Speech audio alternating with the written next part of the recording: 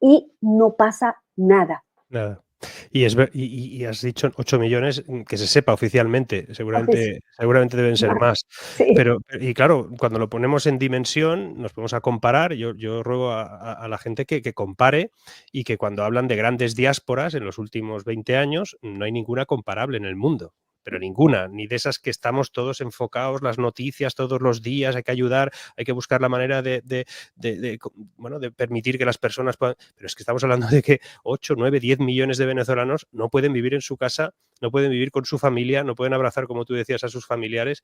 Es tremendo. Yo veía el otro día, en el 1 de mayo, el Día del Trabajador, Sí, que celebra Venezuela de forma especial, ¿no? Que hacen un programa sí. incluso de televisión, que el señor Maduro se pone allí y tal, y obliga a hablar a alguien, ¿no? Que está allí amamantado por el Estado, y explica lo bien que viven y tal. Y ponían como enemigo, siempre buscan un enemigo, y el enemigo es Estados Unidos y sus nuevas sanciones.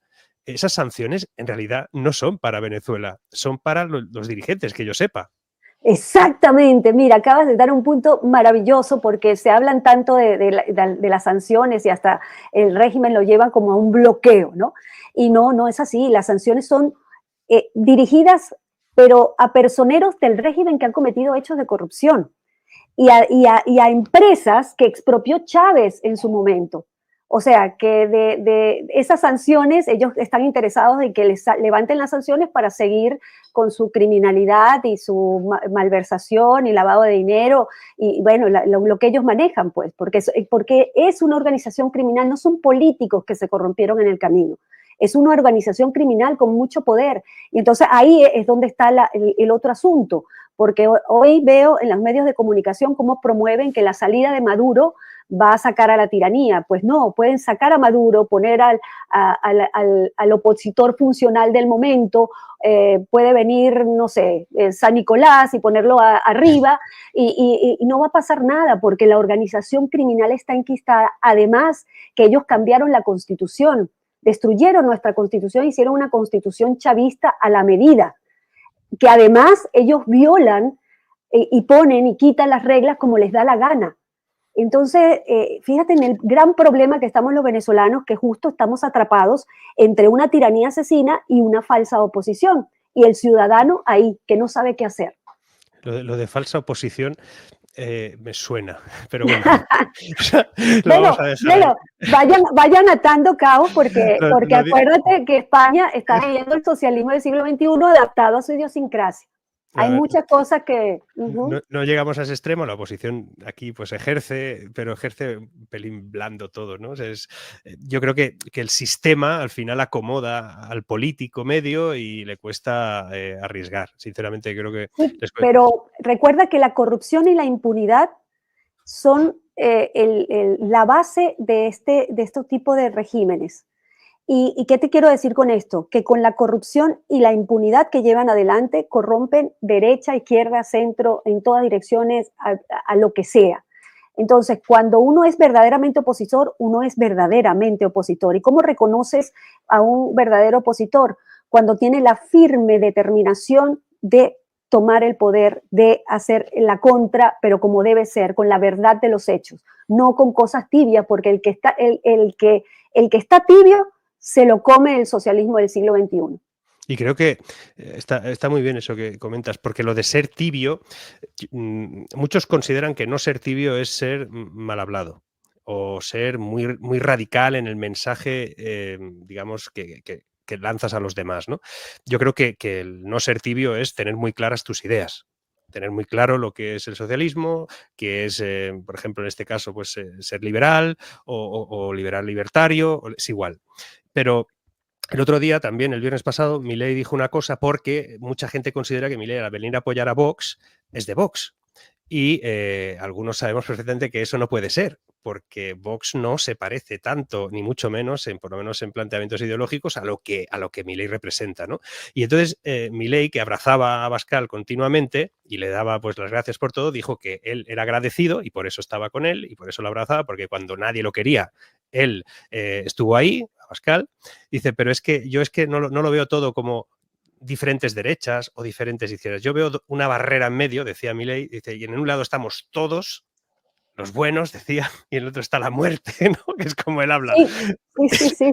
Y entonces decía, daba igual, ¿no? De luego ya os aclararéis, pero tened muy claro cuál es el plan, ¿no? Y el plan es acabar con ese expolio y con esa historia. Pero claro, me quedó una sensación también, que al final esto habla de, al final es dividir. Y tú, yo te he escuchado que hablas de que el chavismo, el castrochavismo, Maduro, el socialismo del siglo XXI que tú defines, lo que fomenta es la división y el odio entre todos, ricos, pobres. Bueno, tú hablas hasta de veganos. O sea, esa división, ¿cómo la generan, en tu opinión?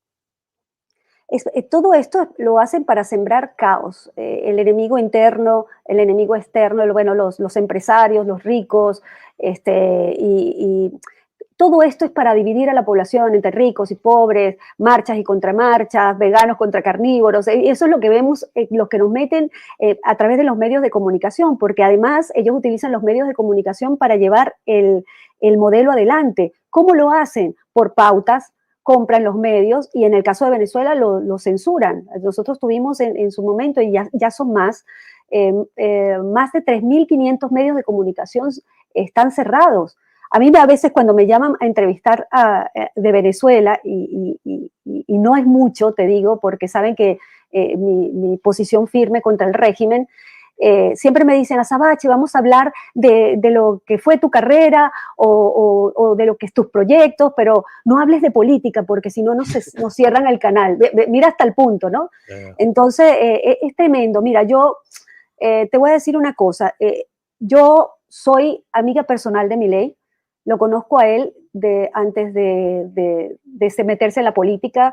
De hecho, nos encontrábamos en programas de televisión donde a mí me invitaban. Te he visto, te he visto.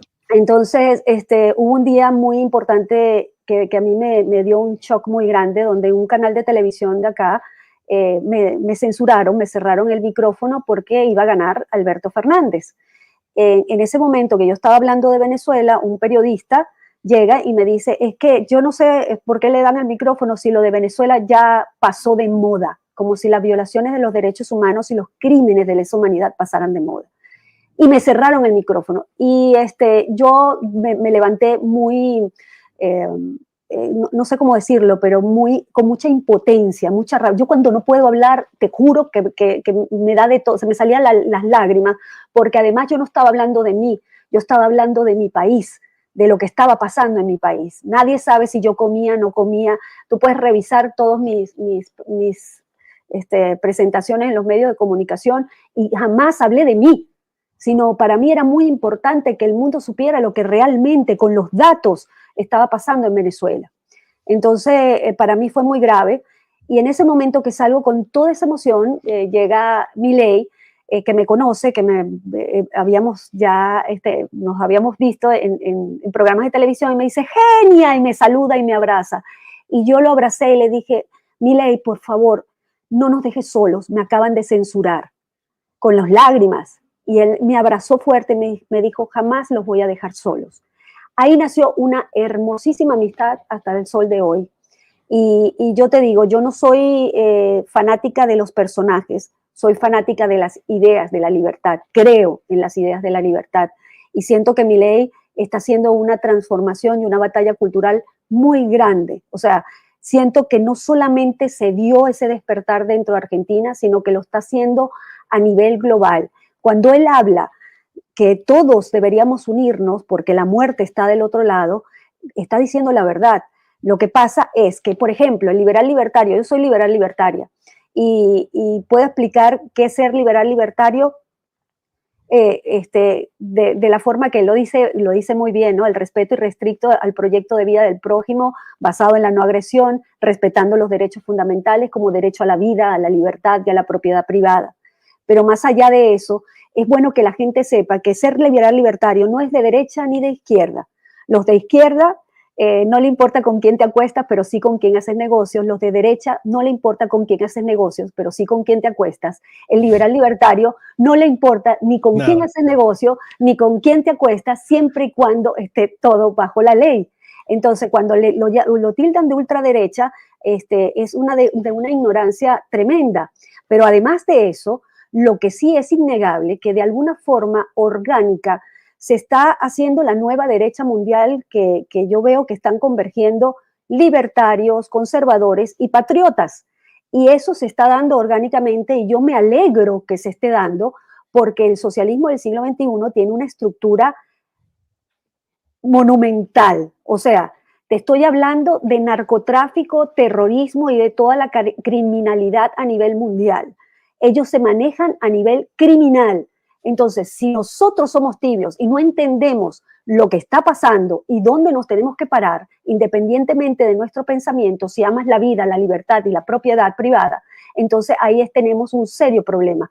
Por eso es que hay que dar la batalla cultural y la batalla de las ideas, porque sin duda alguna ellos nos llevan décadas adelante con los principios de Gramsci, cuando se metieron de los medios, en la cultura, en la educación, en la salud. Tenemos décadas, por lo menos en nuestra región, infectados de socialismo. Y nada más, hay mucha gente, yo siempre digo esto, ¿no? Que hay mucha gente que es socialista y no lo sabe.